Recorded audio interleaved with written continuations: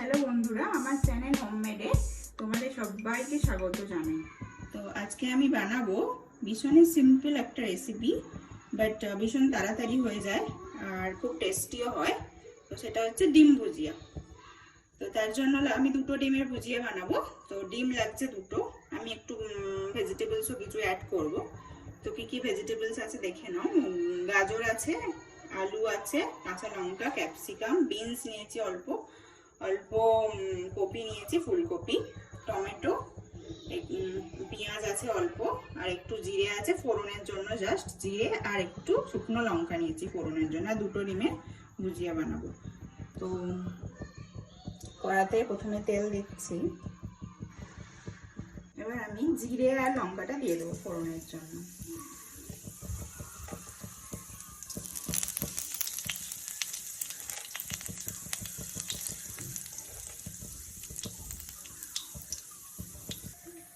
ভাজা হয়ে গেছে, তারপর আমি গাজর আর আলুটা দেবো, কারণ গাজর আর আলু সেদ্ধ হতে একটু টাইম লাগে।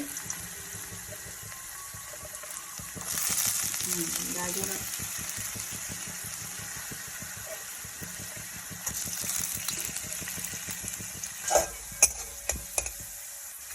একটু হয়েছে ভাজা ভাজা মতো, আর আমি বাকি সবজিগুলো সব দিয়ে দেবো। আমার মেয়ে চেঁচাচ্ছে, খুব দুষ্টু।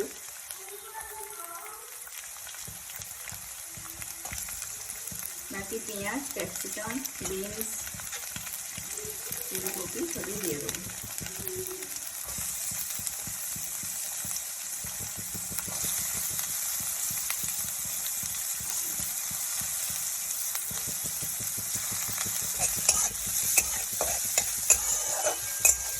একদমই ছোটো করে কেটে নেবে, ডিম ভেজে এত তাড়াতাড়ি হয়ে যায়, সবজিগুলো সেদ্ধ হবে না। ভাজা ভাজা মতো হয়ে গেছে, এবার আমি টমেটোটা দিয়ে দিলাম। তো মাঝে আমি নুনও অ্যাড করেছি, নুনটা পরিমাণ মতো।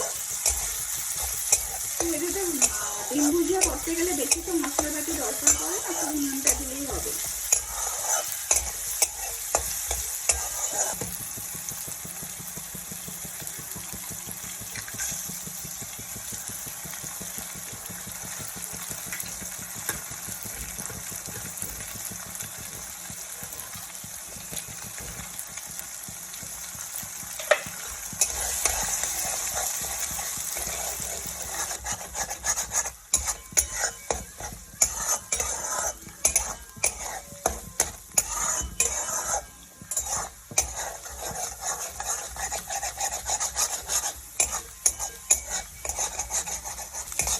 একটু ভাজা ভাজা মতো হয়ে,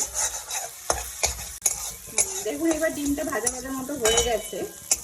তো এখানে আর কিছু করার নেই, তো এবারে আমি নামিয়ে নেবো।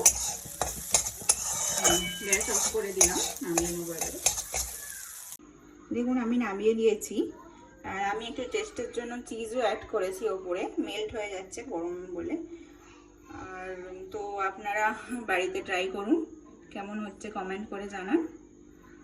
আজ তবে এই পর্যন্তই, আবার অন্যদিন আসবো নতুন কোনো রেসিপি নিয়ে। Bye bye.